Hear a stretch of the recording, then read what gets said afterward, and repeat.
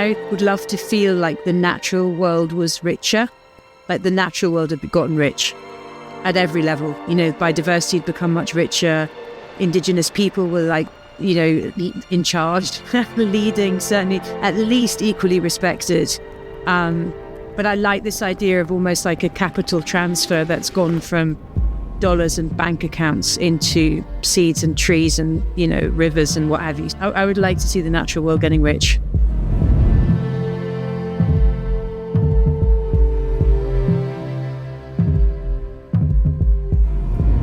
You're listening to the Spaceship Earth podcast with me, Dan Burgess. The story of Spaceship Earth is simple. We live on a life-giving rock called Earth, hurtling through space. Like a spaceship, we have a finite amount of supplies with an intelligent operating system called nature, which keeps everything replenished as long as we all respect it and participate wisely. In this podcast, I'm in conversation with folk involved in regenerating life, shifting consciousness and reimagining how we can live more beautifully and peacefully. I talk with artists, writers, activists, designers, adventurers, healers, farmers, creative mavericks and more. Their stories invite us to participate in the co-creation of life-sustaining cultures, in service to life, becoming crew on Spaceship Earth. Greetings, Earthling. Dan here. Welcome to the Spaceship Earth podcast. Thanks for tuning in. We really appreciate you being here. How's it going? I'm about to unplug myself from the constructed world and the pervasive systems of modernity, and I will be tuning in to the true system on this Earth, the Earth system. I'm heading off into coastlines and waves for a while. I shall be mostly becoming ocean. But before I do, here's episode 92. This is a conversation with three incredibly smart, courageous, creative and thoughtful humans from a new startup called Nature 2. Gail, Gallie, Lipman and Patricia Zurita, between them, represent highly experienced operators and practitioners across worlds of campaigning and mobilization, ethics-driven finance, and global conservation. Nature 2 is a collaboration that seeks to connect, build and scale systems to urgently drive finance into protecting and regenerating the natural world globally. Now, apparently there is a funding gap right now around all the kind of nature protection, ecosystem restoration, regeneration projects of approximately $830 billion. Something they call the nature financing gap. Now, I don't know about you, but I can't compute that kind of money. And yet apparently, in the grand scheme of global finance, that's actually not that much. 1% of globally managed financial assets. So Nature 2 are on a mission to close that funding gap. Now, finance is not something I know much about or have explored here on the podcast. But slowing down the destruction on our Earth's system, restoring the health of our planet's ecosystems, accelerating regenerative practices, and protecting all life on Spaceship Earth is clearly fundamental to absolutely everything. There is no finance on a dead planet, after all. So a project like Nature 2 seems like a very smart idea. Now, to be honest, before this conversation, I was feeling some tension and contradiction about how I was feeling around some of this topic, especially as to how I understand the extractive capitalist logics that have created and continue to create so much of the finance in the markets, while maintaining very destructive practices towards the living world, land access, resources, indigenous and human rights, etc. on this planet. And I also personally struggle with this idea of returns on investment in nature and what maybe I see as industrial or scaled approaches to regeneration.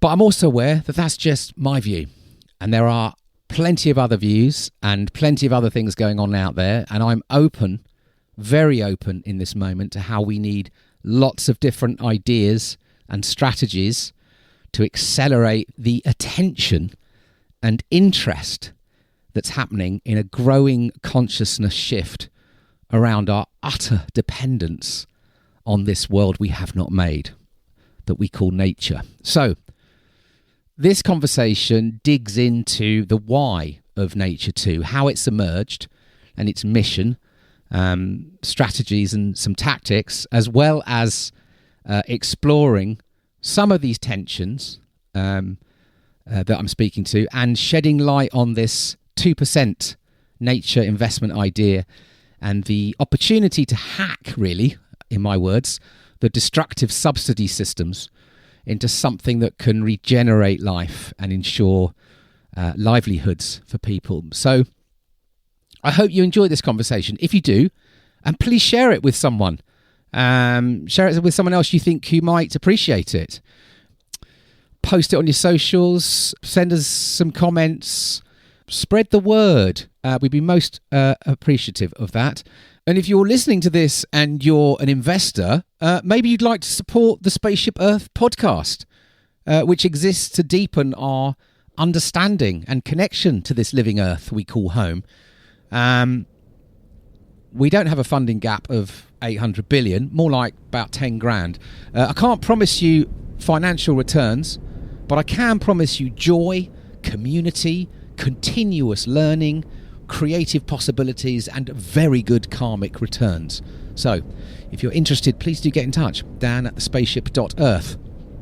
Anyway, let's cut to it. This is the Spaceship Earth podcast in conversation with Gail, Gallie, Jay Lipman and Patricia Zurita from Nature 2.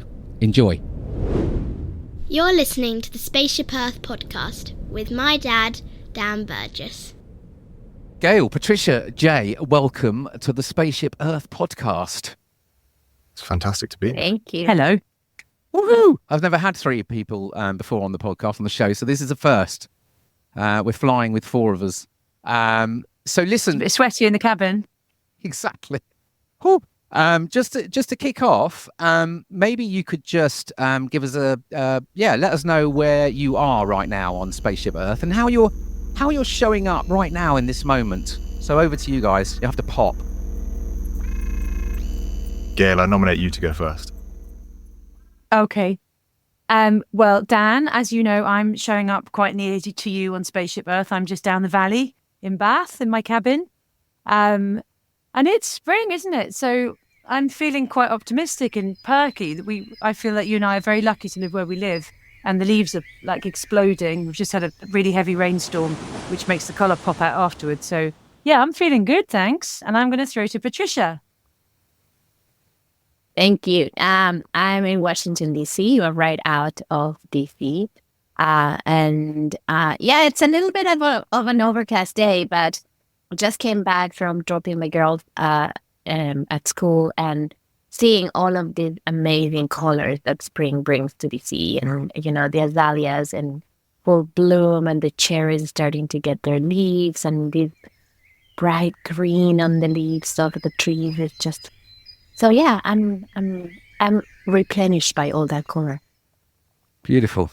And I am calling from our studio in Tribeca, down in downtown Manhattan, where, from a glass case of emotion in this little noise-proof booth, calling in. But, what I'm seeing outside, which I think is one of the most beautiful things in the world, is just the joy that New Yorkers get once winter ends. And whether it's the sun, whether it's the warmth, or whether it's the trees coming to life just after a long winter. There's no happier place than New York emerging from a brutal winter. So very good to be here. Grateful for the spring. Excellent. So listen, we've been starting the podcast this year by asking my guests just to kind of like, just really to sort of step into this moment that you're experiencing. How are you experiencing, I'm calling it the vibes, right? But you kind of know what I'm saying. But like, what are the vibes on Spaceship Earth that you're experiencing right now? There's a chance for just all to check in because there's so much going on. And it's just a way of kind of, just understanding how you're experiencing things right now. So Jay, I'm going to ask you, because I know we don't have you for the whole session.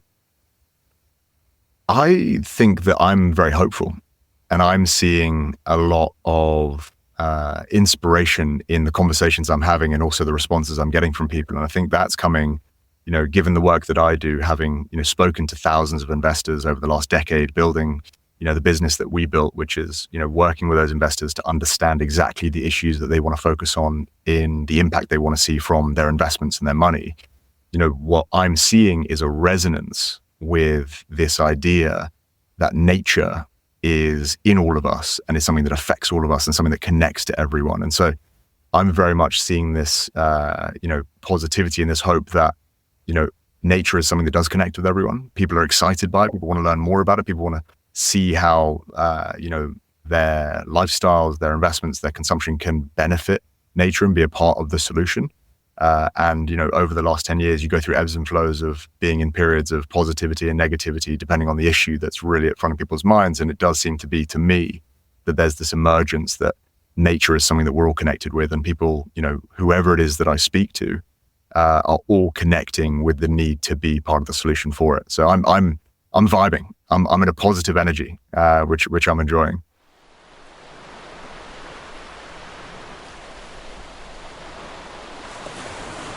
So, it's just like this back and forth a little bit. But I have to say, it's like I keep pushing myself into the optimism side because it's what keeps me going. And like I think we're making progress.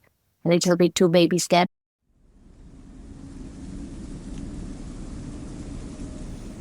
I'm feeling a bit heavy, to be honest, Dan, because I'm feeling destruction everywhere.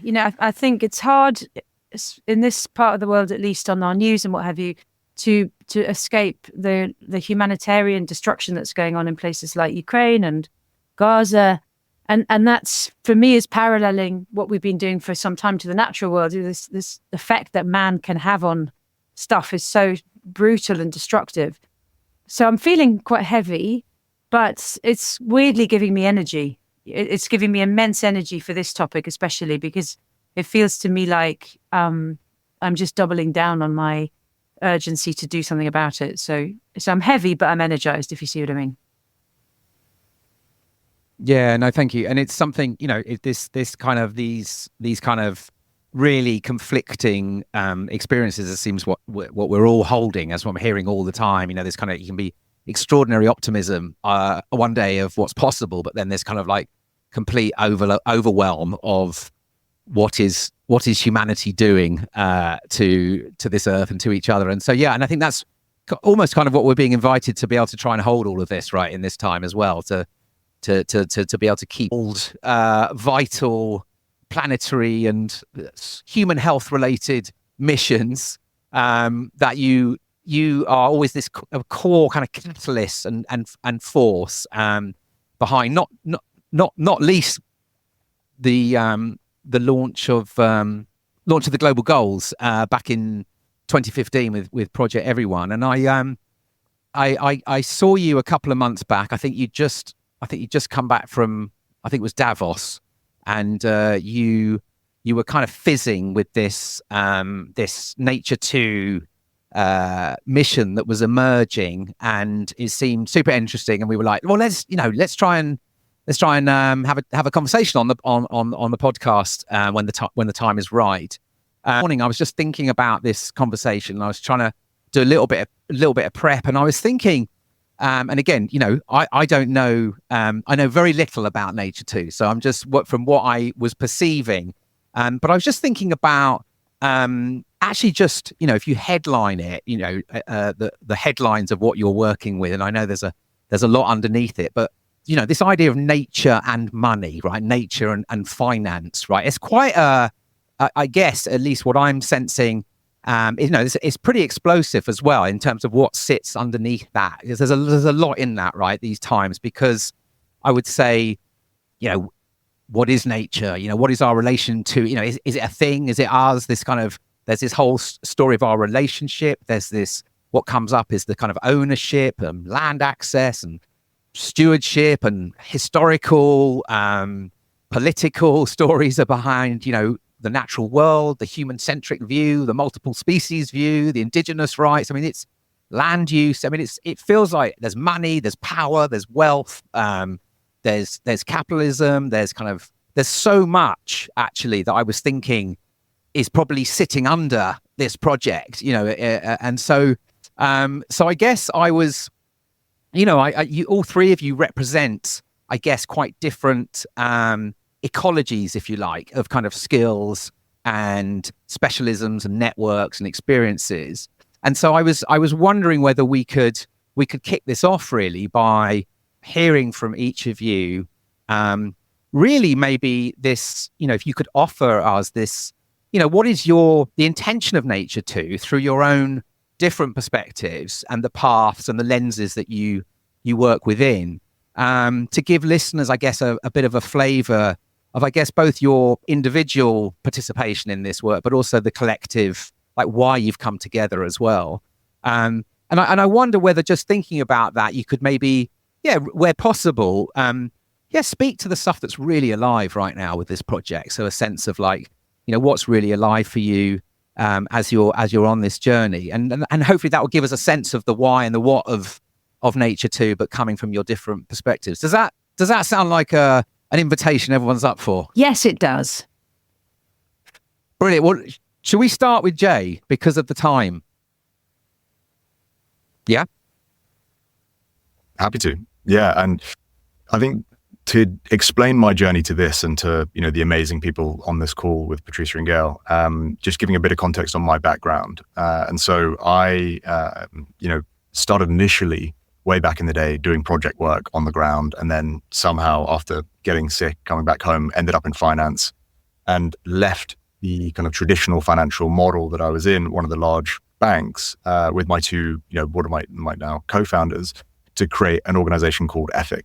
And Ethic is now a sustainable asset manager that focuses on an array of issues from climate to human rights, that manages about $5 billion, focusing on how we can transition capital towards addressing the biggest issues facing humanity, both environmental and human. And so, we're very fortunate that over the last 10 years of building the business, we've sat with thousands of investors, literally, and painstakingly to understand how they want to use their money for good, how they would be comfortable doing so, what the highest mechanism of that use of capital be. And thankfully, because of what we've built, we also have this huge research team that helps us look into every issue from climate to gender to racial justice to nature and biodiversity. And over that 10 years, they've really highlighted to us the biggest opportunities globally for the use of capital to drive long-term and immediate systemic impact.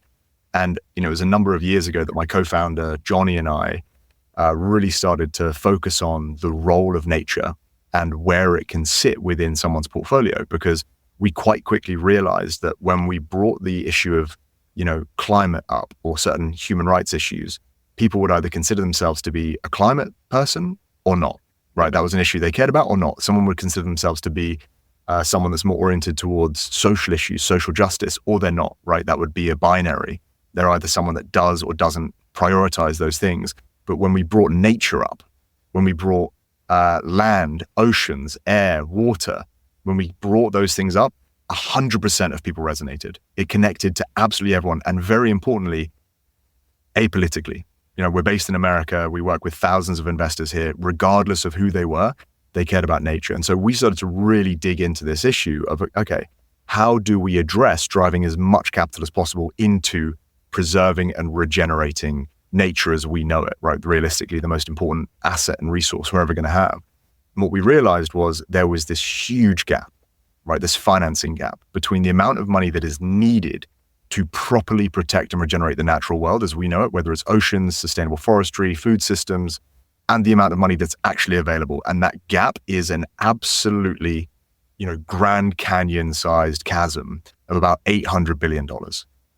And so how do you look at a gap of $800 billion and seek to close it effectively? Because in climate, what we are seeing, whether it's happening fast enough or not, right, we're seeing things like the Inflation Reduction Act. We're seeing private investment through venture firms and up. We're seeing public investment. We're seeing China deploy massive amounts of money into renewable energy projects. But on the nature side, right, this opportunity to actually drive capital investments into closing that gap is so sorely underdeveloped.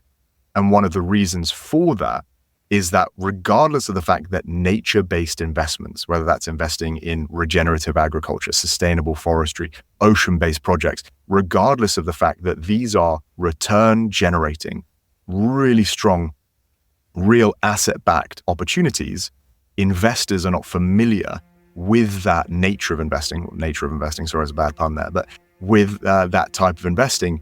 And the only way, that we realized that we were going to actually close that gap to move the capital beyond just philanthropy to investment was to create an allocation to nature for investors, to get them to hold a piece of their portfolios such that they knew they're going to have their 30% in equities, they're going to have their 20% in fixed income, 5% in real estate, and 2% in nature.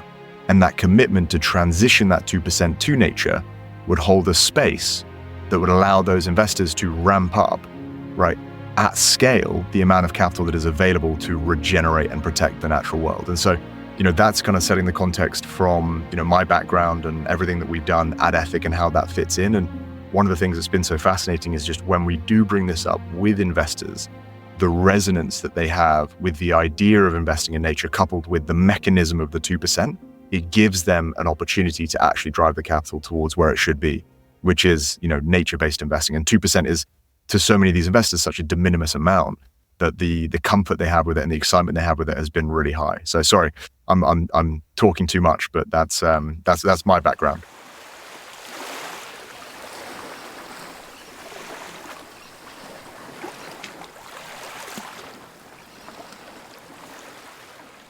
Thank you, Jay. Who wants to go? Well, I could go because I probably come into it with a slightly longer run-in. In that, I was watching, so we put several events on at the Goals House around the Earth for All publication and movement, which you probably know, Dan. And it was really struck every time I saw Sandrine de Clèves or Johan Rockström talk about it, how little actually money was needed. If you looked at all the areas they're looking at to look at, equality, poverty, and the natural world was the cheapest to fix. And of course, the 800 billion that you mentioned, Jay, is a lot of money by anyone's standards. Is a lot, but it's less than any of the others. And I'm quite a practical person, and so that struck me as doable. There's enough. There's almost we're getting to the place where certain individuals have got that much money, so there must be held in, the various coffers around the world enough to fix the natural world. So I got quite energized by just learning that fact. And then we were at a Goals House dinner at COP Dubai, where Patricia was speaking, and the theme of that dinner, I'll be really honest, I went into it thinking I was going to find it quite boring because it was about ending farm subsidies. It sounded really technical. But I was sat next to Jay, who I didn't really know very well, so that was interesting and fun. And our other co-founder, Sam Gill, was on my other side.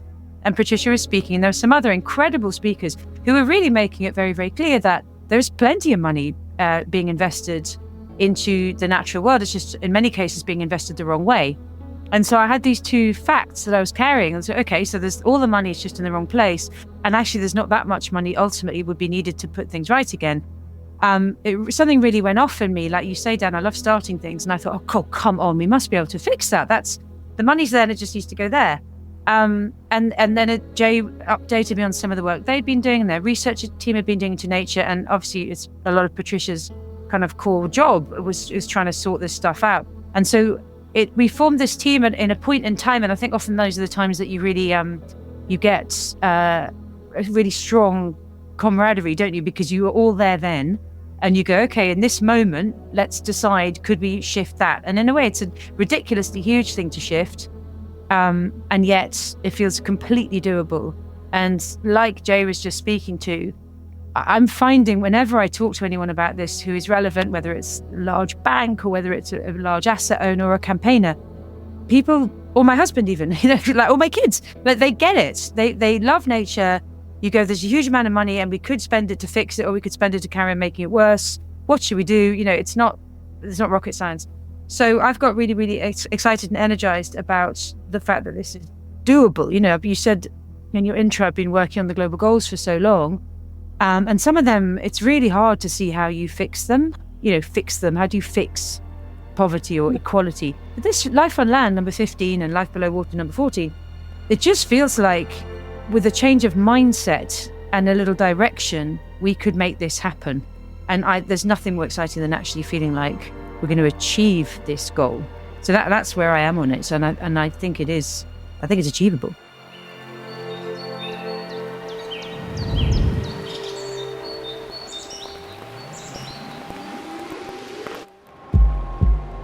There are two stories on Spaceship Earth, a passenger story and a crew story. The passenger story is based on extraction, transaction and distraction, and it's leading us towards collapse. The crew story is based on connection, cooperation and participation. It leads towards regeneration. You're listening to the Spaceship Earth podcast with my dad, Dan Burgess. And I guess just before bringing Patricia, is and I guess my assumption, Gail, is that you're looking at how to sort of build the mobilising around this. Yeah, there's very much two parts out there. There's building the movement, as we've been calling it, and then there's deploying that capital, helping people see how you deploy that capital, who with, to which projects, in which financial instruments and mechanisms and shapes. None of that is my expertise, but that's where it's so brilliant to work with people like Jay and Patricia and also Sam. I'm very much on the movement end of things. And I think that's maybe a special unlock that doesn't happen that much in finance. It didn't really happen in climate finance. And then arguably if it had, we'd have gotten there quicker. So I think I can apply movements to causes. I've done that before, but really tailoring the audience is what is exciting about this one. We're going to apply that movement to the financial sector, and then we'll see if we can really get things moving quickly. It's brilliant. It's bringing up lots of questions for me, which I'll particularly around the deployment and the decision making and like and all that stuff. But we can get into that. Get into that. But Patricia, over to you. So, as I said before, I've been working on nature conservation more years than I really want to admit. And the challenge from the non-profit sector, I've worked with conservation organizations, NGOs, pretty much all my life, has always been the challenge has always been, where do we find the money? We believe in the power of nature. We know that nature is more than 50% of the global GDP. We know that our economy and our health, our future depends on nature. Meanwhile, we are not being able to channel that interest that people have on nature on real funding that can help us turn things around. And as Gail says, some of that money exists, it's on the table, but it's actually funding the wrong things. So in our quest, I'm an economist by training. I should say maybe a recovering economist by training. We're all recovering something. Yes. I've always believed that, we need to make sure that people realize the benefit protecting and restoring nature, because it's the only way that they are actually going to make it happen. And I think that is not only an economic and financial benefit, it's also, spiritual. And, what I was saying at the beginning, how can you put a price to all of the wonder that you feel when you are seeing these amazing flowers in spring? Or, when I have a hummingbird that has been flying from Central America arriving into my hummingbird feeders right here in front of my office, it's like there's no price to that. But somehow we as a society have not been able to internalize all of these different things and really realize that it's not only about profit and loss, that it is about figuring out how are we going to maintain our system on which we depend in the long run. So in my work with Conservation International, we have been looking into different ways of channeling funding to nature, whether it is, through carbon credits and the market for carbon credits, or whether it is, partnering with corporations and figuring out how they can invest in nature, in addition to, the work that we do with public funding and philanthropy. But there was a point when we came and said, okay, out of the 800 billion gap that nature has, 500 of that is subsidies that are going to the wrong thing. Subsidies that we are investing that for one reason or another, instead of really supporting our systems, is actually destroying nature. It's enabling overfishing, is enabling us polluting the soils that are producing our food, is distorting the market in a way that we are pushing for all these monocultures of soy and biofuels that are not necessarily helping us. So how can we think about shifting a big portion, maybe all of the 500 billion that are going into perverse subsidies into incentives for people to protect and restore nature?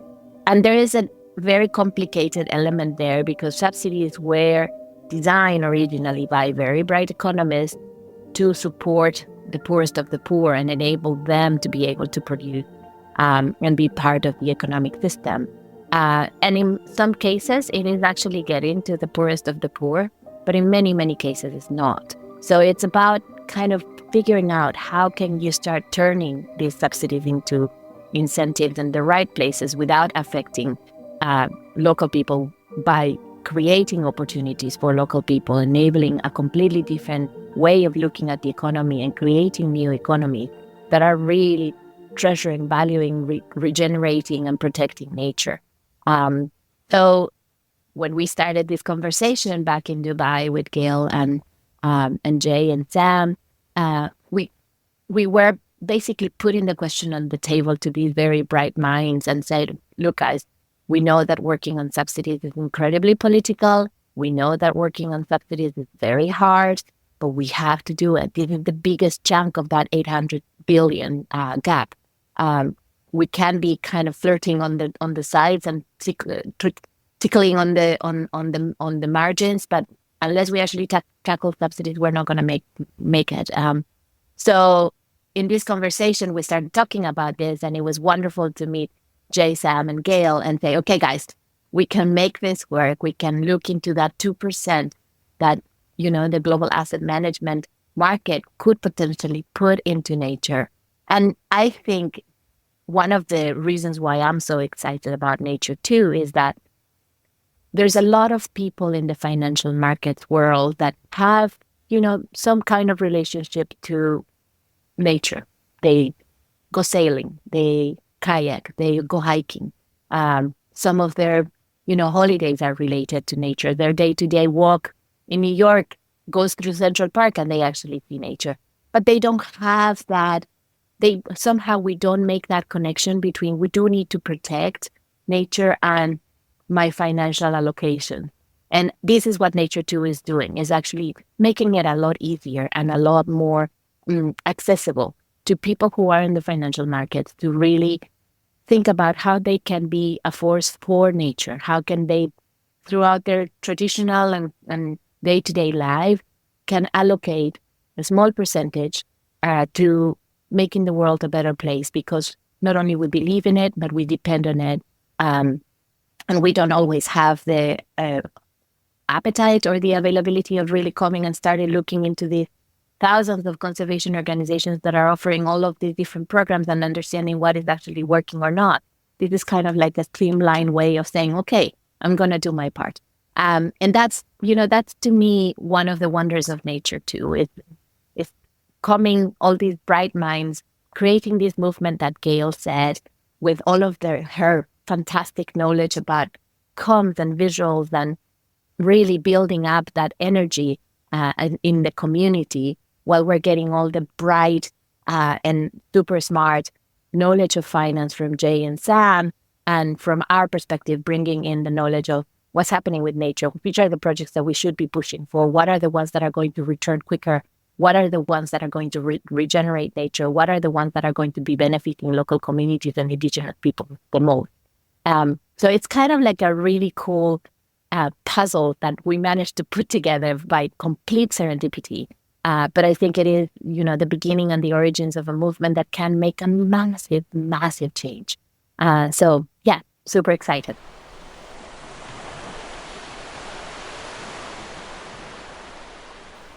Yeah, wow, thank you. I mean, it's kind of like, I guess, for me, there's a lot of complexity under all of this, and some of the things that come up for me, which I know as well, listeners will be thinking is like, and it's out there, is how does, I guess we had one of my last guests on the episodes actually does a lot of work with the outdoor sports community, and actually, what he was speaking to was this transactional relationship with nature that already exists with people that would claim to be real nature kind of heroes, because their sports are out there, but there's still this transactional relationship, i.e. a sense of nature's there for me, like what can I get out of it?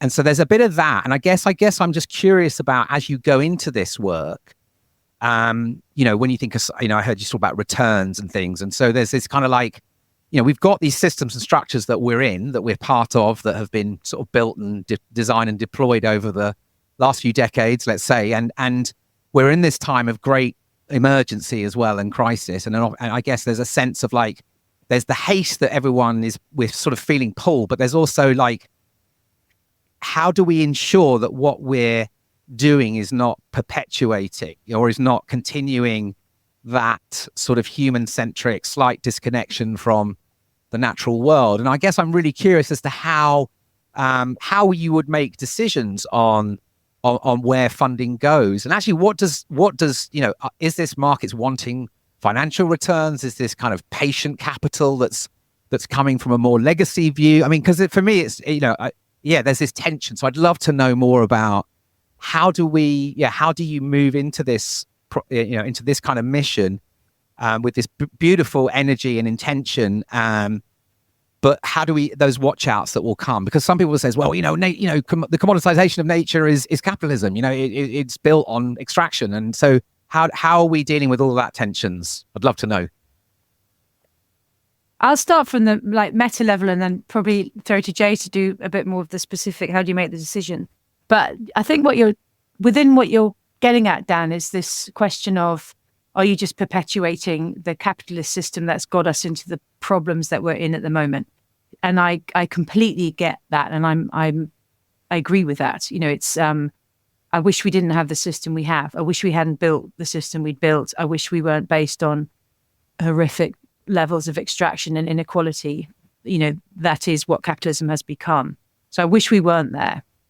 And I remember on my podcast on Idiot's Guide to Saving the World, interviewing Jan Rockström and asking him exactly the same thing when he just launched Earth for All, saying, do you not feel we need to call for a slightly larger system change here rather than just use what we've got, the framework of capitalism? And he said, yeah, that would be great, but we have not got time. He said, because no one has the next model ready to go in a way that is going to fix what we've got as fast as it needs to be fixed.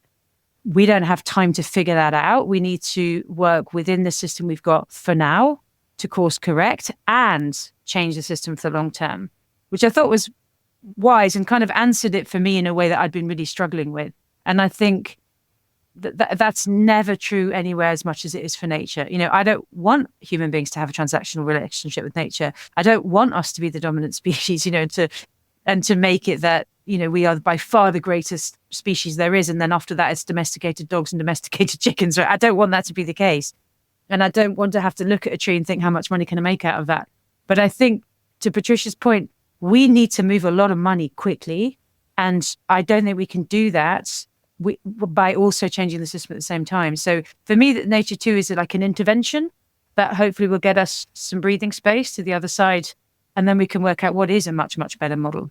But that's how I come into that. But Jay, maybe you've got a different perspective and also something about how we're beginning to think about those different models of capital. As you say, Dan, impact, patient, philanthropy, they've all got to... Yeah, just to add, over to you, Jay, just to add quick, because it's making me think exactly like, I guess the question then is like, where do you deploy the money? Because there isn't much time. So the question of where and who feels quite big. Yeah.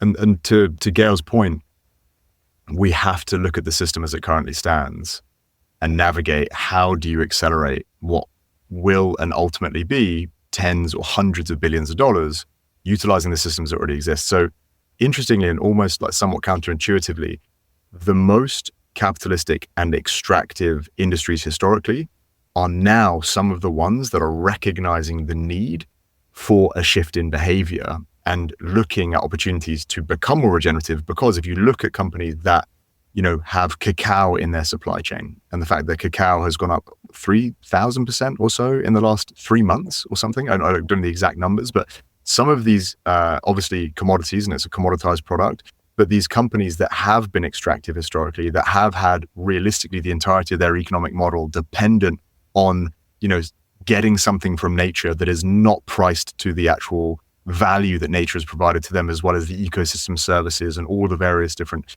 values that it provides to all of us as a whole.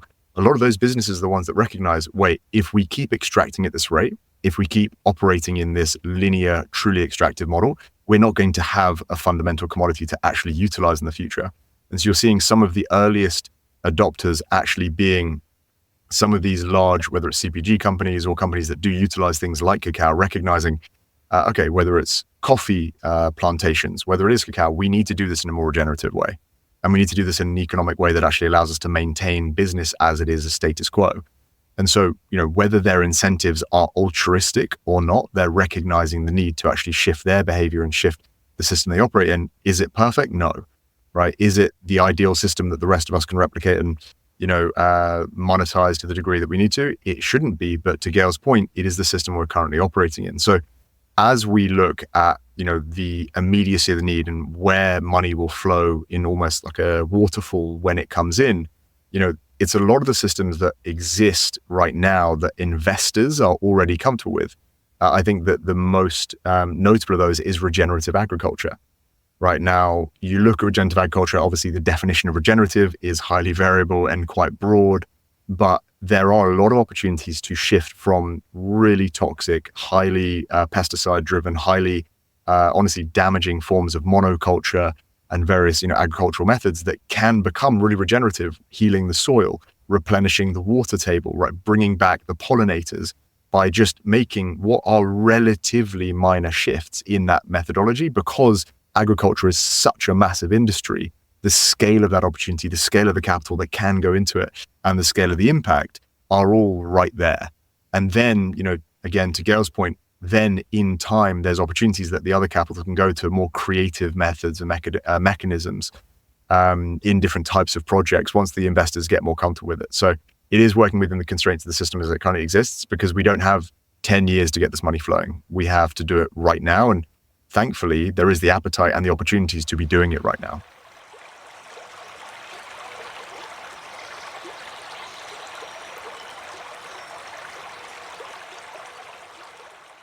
Can I just add something like, because it's making me, and I totally hear you on the constraints of the systems that we're in, and but even on the regenerative agriculture, it's making me think again of at least conversations that I've had with regenerative farmers, who again say that there's lots of different views of what this is. There's this kind of industrial shift to regenerative ag that's all the big players, which doesn't really involve lots of people. It involves vast tracts of land and it involves lots of technology.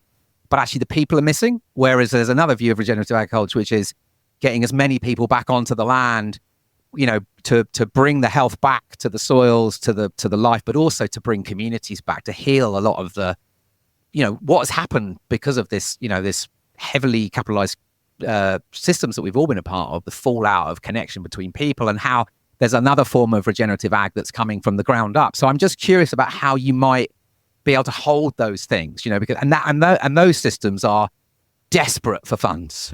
I mean, they are doing extraordinary things all over the world. These kind of people, place-driven, bioregional, if you like, but that aren't owned by the big industrial players. So I guess that's what I'm curious about, is like how might something like Nature 2, have that kind of thing where it's also obviously you've got a balance, right? You've got to deploy into different places. But I guess I'm just curious about, because I know that is just this people place-based, looking at how we create food security, food resilience, all of these issues. I mean, in this country right now, like, it's all over the press this week. Lo and behold, Britain's had so much rain, its crops are going to be right down this year. We're going to have food shortages. No, I mean, everyone's been talking about this forever, but there are so many things coming. And I just wonder why, and I hear of your work, it sounds like it could be a phenomenal way to try and divert, not just, do you see what I'm saying? Not just into the scale players, but how could we also get into the those on the ground who are kind of weaving very much a different kind of culture, I think. Yeah, I love it. And I love the question, Dan, because that is the sort of both and there, isn't it? It's the both working within this system that we've got that is what it is. And you're not going to make these big sophisticated investors invest unless they look at it and they go, yep, I get that. That's a big scaled investment. I'm going to get the return. So at least it's better that they at least do that and make what is a nasty big system a nicer big system.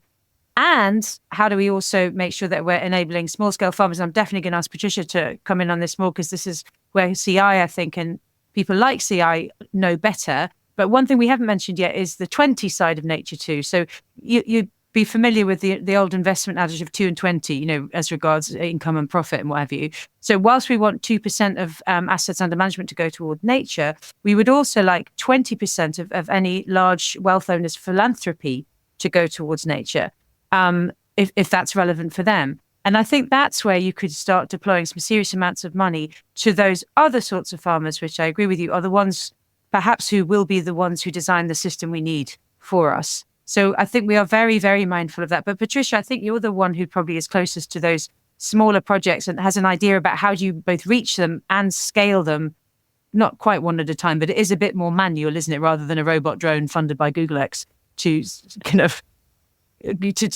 harvest half of North America. Yeah, no. So I think, I mean, as you heard, Dan, it's a balance, right? I mean, we do need to work with the big companies that are managing all of these massive monocultures and start transforming them into real connected landscapes that are bringing back some of that nature that we have lost. But it's all about also bringing the local farmers. And I was in this wonderful conversation with the Chief Sustainability Officer of Starbucks yesterday. We are part of their Earth Day celebration next week, and we were preparing for that. And look, the coffee world lives on small farms, depends on small farms. It's similar to cocoa and similar to oil palm. And unless we actually figure out a way of the big companies really partnering with and implementing and developing, and like we did with Starbucks 20 years ago, and the cafe practices that are the more sustainable ways of producing coffee, now thinking about how do we adapt those coffee farms to climate change? How do we make sure that farmers are going to continue to have coffee to produce while we are protecting nature, while we are adapting to climate change? You can make these connections between those big firms and these big companies and the local farmers. And like we were talking about Ivy's rice not so long ago. And yes, it does not mass scales of rice all over the world, but it could be. With looking into those models that are really building up that connective tissue between the local farmers that have the power to implement practices that will bring nature back, that will respect the boundaries of protected areas, that will help us ensure that they are going to be productive in a changing climate, with the big companies that are actually incentivizing those practices because they're buying those products.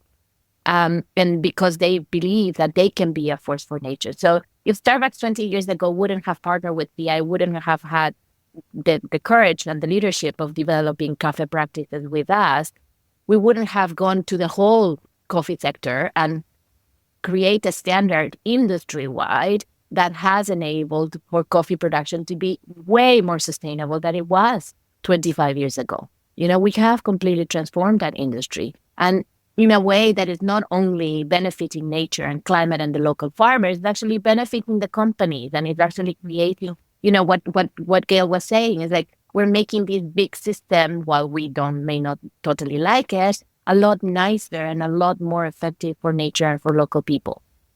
Before you ask, how do we select this project?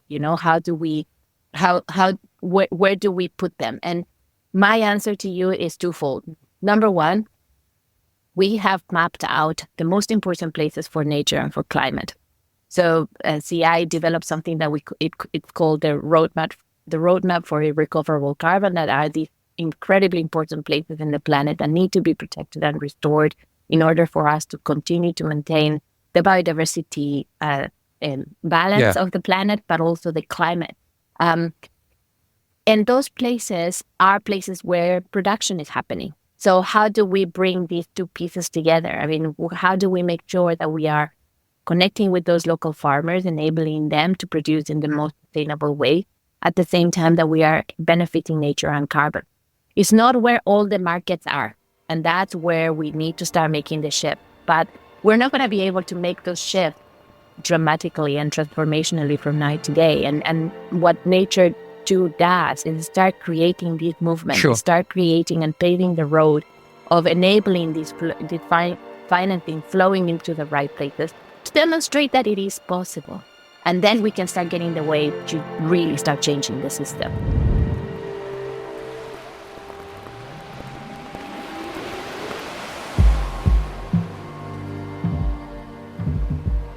We live on a life-giving rock called Earth, hurtling through space. How bonkers is that? You're listening to the Spaceship Earth podcast. If you'd like to support the running of the Spaceship Earth podcast, head over to our Substack and sign up. You'll get every episode straight to your inbox, weekly writing, plus other crew offerings. We're grateful for whatever you can give. Join us at becomingcrew.substack.com. Yeah, no, I get it. So it makes total sense. You need these demonstrator projects to show what's there, and then to I had a question for Jay. He's left. Oh, he's had to go. You can always pick him up on the phone. What do you want to ask him? See, we might have.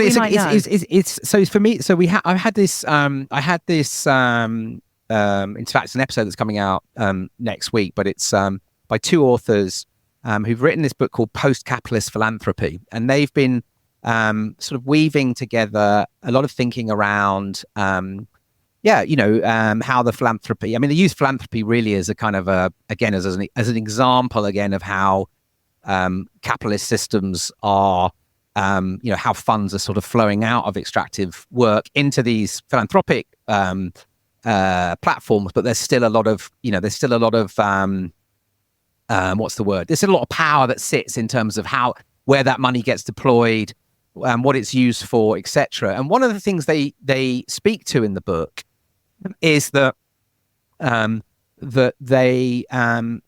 sort of, for the first time, we have the world's best ecologists and the world's best economists, the ones that actually understand, that economics sits within an Earth system, but coming to agreement that our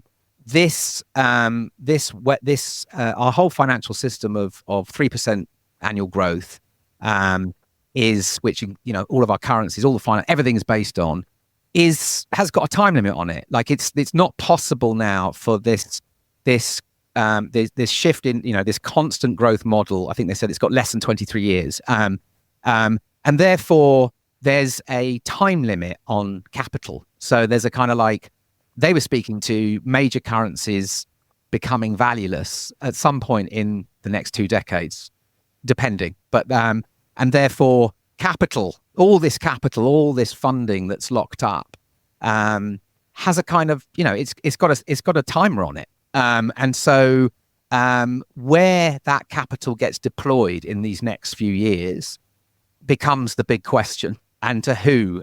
And when it comes to, they spoke a lot to land and a lot to, indigenous and land back and all of the kind of colonial histories, and how do we make sure that, which a lot of this wealth has been built on. It's been built on extractive histories.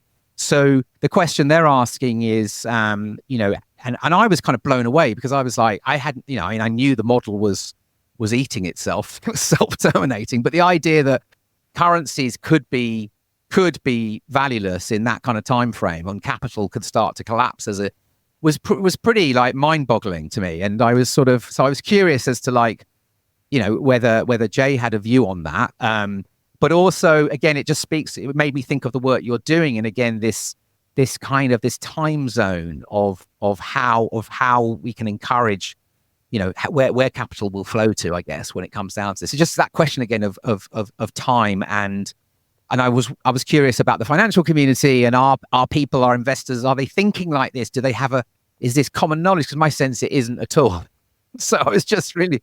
Well, it's interesting. So that it is, I mean, Patricia's the recovering economist, so she can probably talk a bit more on the specifics of currencies failing. But I mean, I think there are glimmers going on, aren't there? If you look at, if what you mean is like, we need to spend it while it still counts for something, while it still is worth something. If you look at what happened with Bankman-Fried and FTX, and, at one point he was threatening to spend all of his hundreds of billions of wealth for good. And I wish he'd done it when it was still worth something, because then it crashed and it wasn't there anymore and it didn't do any good. And I don't know if the investors who have that kind of money are thinking like that at the moment, but the money is beginning to be worth less, right? That's just what's happening. Markets, it was always an inflation matey-uppy load of maths on a page to me anyway. And those maths are coming down, aren't they? The numbers are coming down. So I'm really hopeful, and that's why I'm energized by this project and that it has such a kind of tight turnaround, as it were.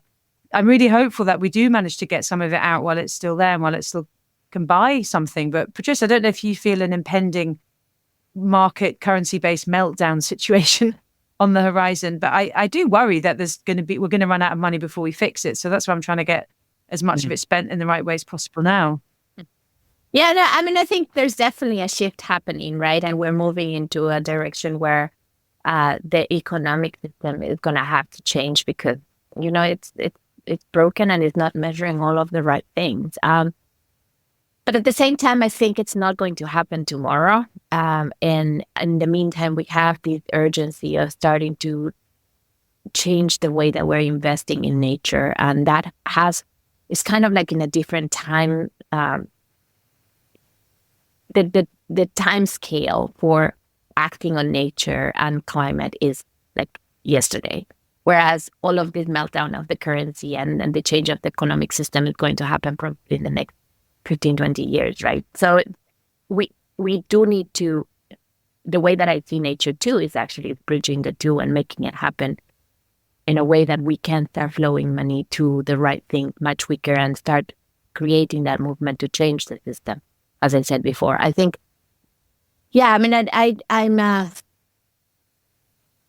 this is a system that has perpetuated itself for the last 250 years, and it's pretty entrenched, right? And there's a lot of forces to maintain it. But I think there are some glimpses of hope of people, particularly on the agricultural sector, because I think they're closer to the land and they're closer to the impact that they're seeing for climate change. I mean, you just said all of the water that you guys have received in the UK this year, all the impact that El Niño is having in South America, in my country, in Ecuador right now. I mean, there's no electricity because there's not enough water in the dam. So we're starting to see, and I think the agricultural sector, because it's so much closer to the land, is seeing the impact a lot quicker. And they're starting to react faster. And I think that's where the hope comes in. I think the more that we can start taking that energy of them seeing that something has to happen quickly, otherwise we're going to go out of business, and look into how can we actually make that work for nature and for people and for business by injecting this funding into, regenerative agriculture type of projects that are going to have a return. But as Gail said, allocating that 20% also to those projects that are truly going to help us demonstrate that the system can change. To me, it's fascinating that, I remember I grew up in Ecuador, and I remember when I was in college and I was at that point studying environmental sciences before I went to do economics, I would have these huge fights with my dad because I would say, this country could become a tourism tower like Costa Rica did. And he would laugh at me and we have more species of birds than per square meter than any other country in the planet. And right now, just in this country that I'm living now in the United States, out of the 350 million people that live in this country, we have over 75 million people that are spending loads of money to go and watch birds all over the world. The birding community and the bird tourism community have exploded over the last 20, 25 years. And if we were to be thinking about, how do we invest in that new economy? How do we really create that base for a new economy instead of keep drilling for oil and trying to get overfishing and aquaculture, destroying the mangrove, and cutting down the forest for oil palm? We would have created an economy that was more beneficial to and more distributed for local people, that was really building up on nature, creating the pride of the country, building up on the security that the country needed. So I think it is kind of implanting that chip that another system is possible, but using, in my mind, because we cannot make this happen from night to day, using nature too as a way of starting to demonstrate that this is possible and flowing, these additional resources, and making it a lot easier for people to put their funding and their investment into the right things, so we can start creating that momentum that the planet needs right now for our transformational change.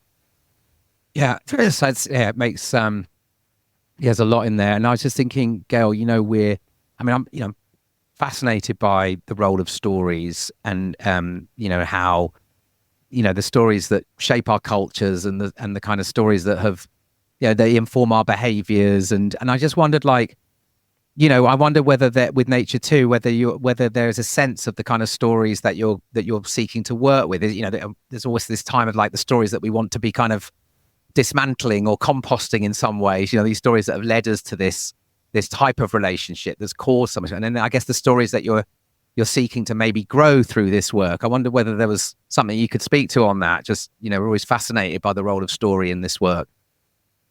Yeah, I know you are, and I am too. I do think there's got to be a little bit of not a negative story to set this up with this investment community, but we need to tell a story. If we need to tell a non-fiction about what's actually happening, as soon as you hear Patricia say, "Oh, there's no electricity in Ecuador right now because there's not enough water," that's a story. It's a fact. Yeah. It's a true story. And I remember someone saying to me that in the Amazon forests, because there's not enough water in the rivers, that the fish aren't there, so the birds aren't being fed. So the bird, I'm not a fan of doom comms, as you know. I'm much more comfortable and happy telling positive stories, but I think there is a degree of non-fiction that needs to be told to some of these investors, because they're so far removed from any problems, aren't they? Once you're swimming around these fantastically privileged lives, nothing ever really goes wrong at you. Things go wrong at other people, but they don't go wrong at you. So I do agree. I think there is a role of story a bit here, which is unusual for me to say, but I think there is a role for some sort of sober stories to be told about what is actually happening, caused by, the wrong attitude to nature, which then sets up the second half, as it were, for some good stories about, like the Starbucks story. Look what happens when a large company joins forces with lots and lots of small farmers who are growing a product. You can transform the landscape, transform their lives, their incomes, communities, etc. So I think there's two kinds of stories that are needed right now in this market.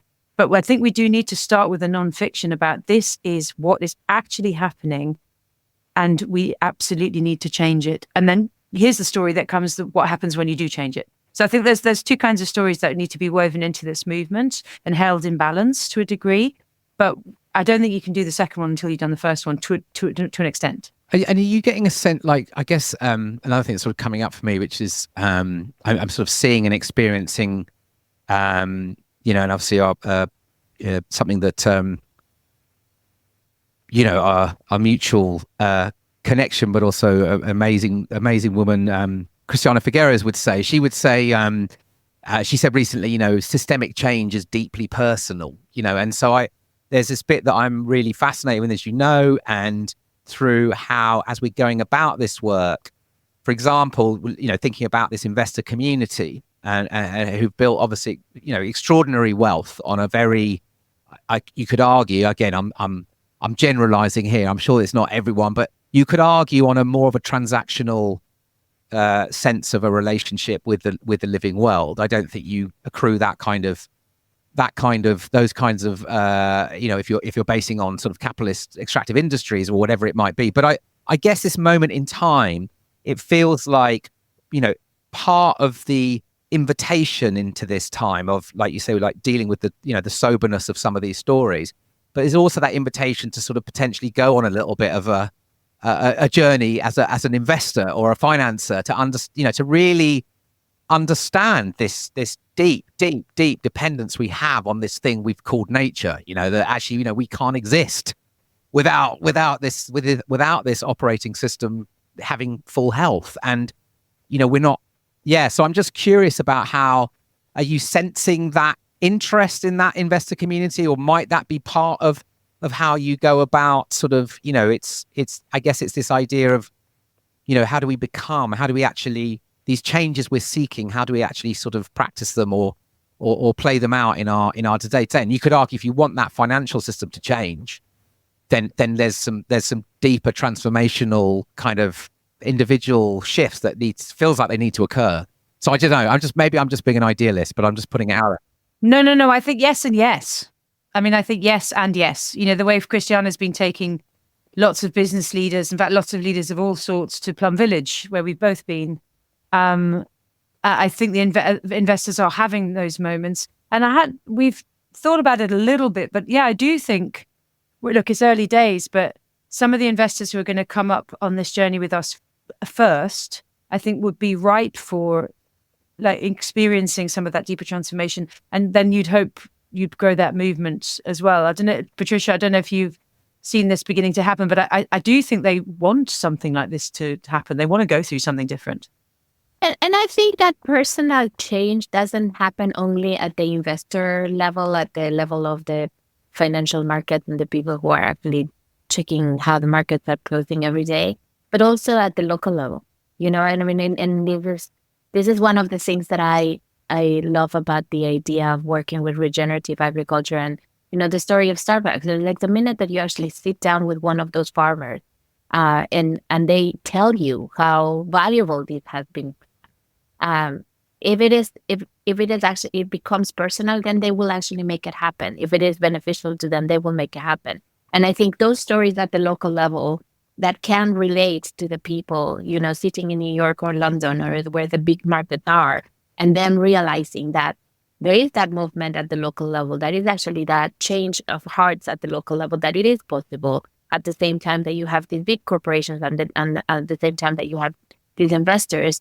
And it starts becoming personal through these stories. And this is why Gail is so absolutely instrumental to this project. It's like, how do we create this movement? How do we create that energy? How do we create the messaging that helps people make it sink in their heart and understand, not with their heads only, but with their hearts, that this is possible? I think that, to me, this is why all these pieces of Nature 2 actually work so fantastically well. And it's like this creating, it's not only about having the numbers, it's not only about having the hard science on the biodiversity and the climate, it's not only about having the places locally that can make these changes, it's about building up the story and creating that energy that will create the momentum that will help us change. So it's making it personal at all these different levels. Beautiful. So like thinking another, I guess, area of interest is this kind of imagining, opening up our sort of imaginal realm here. But like when you think about this Nature 2 mission, like if you imagine into the future, like how would things look like in, I don't know, 10 years if this work, if you mobilize this money? Can you give us a sense of what's happened, what's different, what has changed in the on our planet, imagining into the future here? So something you can just help bring that to life a little bit. I would have a magic wand and I would like to change things for the better right now. The biggest change that we need is people understanding that we are part of nature. That everything that we do impacts nature. That nature is not this thing that is way out there and that sometimes I see it when I go hiking. No. That is actually the system that is enabling me to have my water today, my coffee, my tea, my food, everything from our clothing to our furniture. Everything comes from nature. And just making that linkage happen will completely make it personal, as Christiana said, but also make us more responsible citizens and understanding that at the end of the day, what we're doing right now is undermining our future. And we have to stop. And beautiful. And I think I would add, would love to feel like the natural world was richer, like the natural world had gotten rich at every level. Biodiversity had become much richer. Indigenous people were like, in charge, leading, certainly at least equally respected. But I like this idea of almost like a capital transfer that's gone from dollars and bank accounts into seeds and trees and, rivers and what have you. So just something, again, because I'm the storyteller rather than the detail person, but this thing about it got rich. I would like to see the natural world getting rich. I love that. That's a really lovely. It's a really lovely thought. And let's get loaded. Let's get the forests absolutely. But it's funny, isn't it? Because it's bringing me back to again like this, back to Plum Village. But like what Thich Nhat Hanh would have said, which is like we need to learn to fall back in love with the earth. This kind of like, and it's because of course we know that that's also where the reciprocity. That's a different type of wealth that the human experiences. Through that deeper, more intentional relationship, that realization that we are interconnected. As you were saying, Patricia, as I can stand by this plum tree in front of my window here, and I can speak to it, which I often do. And but I'm breathing out, and it's breathing in. It's breathing in my CO2, and then it's breathing, and it's like, and I'm breathing the oxygen. And it's like, well, where do I end, and where does the tree start? And it's kind of like that sort of level of understanding or of connection feels to me at least that, and that's a different type of wealth, isn't it? Because it's kind of even the Anglo-Saxon. The etymology of the word wealth comes from the Anglo-Saxon wella, which means content and well-being. It's kind of like that's what it, and it's been sort of hijacked by the finance world as a sense of like monetary wealth. So I think it's it's really beautiful. And I think on that, is there, because we're really into practices here on the Spaceship Earth, we're really into like helping people.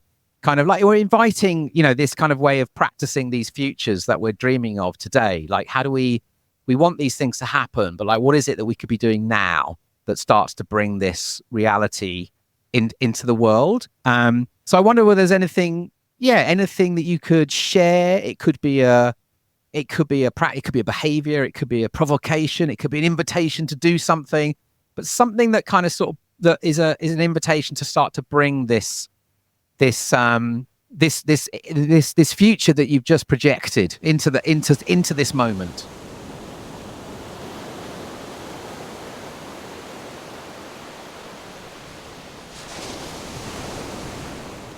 I would go with two things, and I'm gonna have to jump after this. Sorry.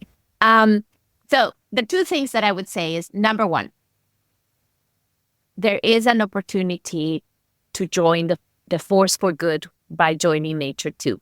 Like, come in, join the party.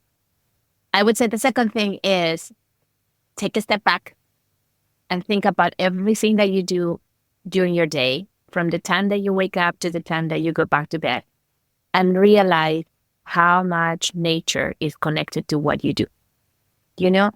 And I think the minute that we start making that a lot more conscious, and for people to realize that nothing that we have cannot happen with nature, or that nothing that we have would happen without a thriving nature.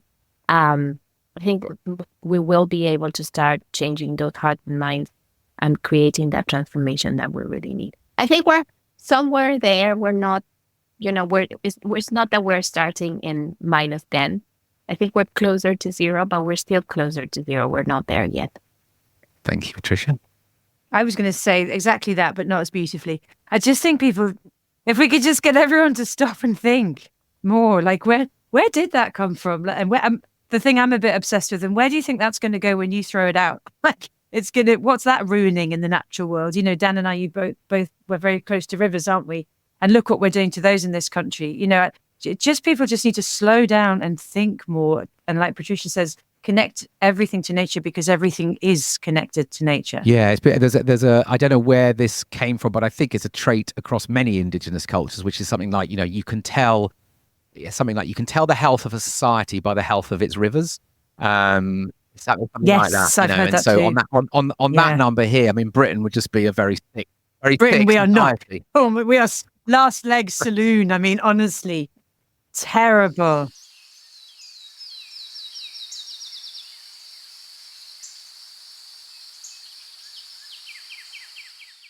Thank you, Gail, Patricia, Jay, for this conversation. I know we got to bring it to a close now.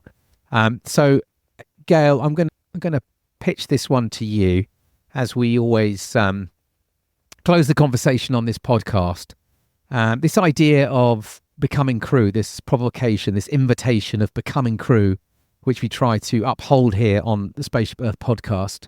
I'd love to know what that brings up for you, and also maybe you could also leave our listeners with an invitation, a practice, something that works for you in this time, to build this relationality with our living Earth, and to give you the kind of courage and creative resource required to step fully into this moment. So over to you, Gail. When I think about becoming crew, which I've always understood from you, Dan, in an earthly sense, environment, nature, but at the moment that speaks to me as people together. When you look at what's going on in the world, what people are doing to each other, it's not kind. If you're all honed up in a spaceship together, you would not behave like that to your fellow crew. So I think we need to realize we are all a part of the same crew. We're not apart from each other. We are all a part of the same mission, and we should act from a place of maximum kindness. My crew mission offering, it's pretty basic, really, and I suspect most people who listen to your podcast do this anyway. But I am just always so profoundly stunned by what an impact it has on me to get out into nature, to get out to the ocean if I can, forest, river, Dartmoor, which as I love, without my technology on, just for a period of time, ideally alone. Actually, it's a joy with other people, but spending time in nature alone, unconnected, I think is the best tonic you can give yourself to rejuvenate for whatever task it is you then have to go on to complete. So yeah, that's my tip for the day. Get out into nature and switch it all off.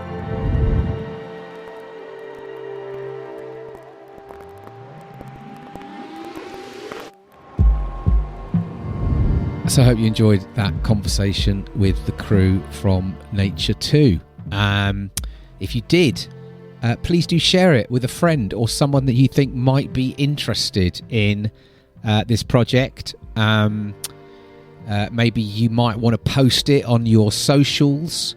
We're an ad-free, self-funded podcast in our 6th year, and we really appreciate our listeners spreading the word and helping bring more people into the community. We've got a back catalogue of over 100 episodes with all kinds of extraordinary humans on the leading edges of regenerative change. And we have a community of practice, which you'll find at becomingcrew.substack.com. We host online gatherings, unlearning gatherings with guest teachers. We offer on-land deep nature connection experiences, and lots of stuff. So best way to support this is to become crew. So sign up, subscribe at becomingcrew.substack.com. Look after yourself, take care of those around you, and keep re-entangling yourself back into this extraordinary living spaceship Earth. Until next time, peace and out. This podcast is created in service to life, for you. It takes time, funds and energy to make. If you'd like to contribute to the running costs, you can donate the price of a cuppa or a pint. Find the link on our website. This podcast wouldn't exist without the following crew: Charlie Shred, Audio Jedi; Seaman Home Burgess, Engine Room; Willow Burgess, Jingles;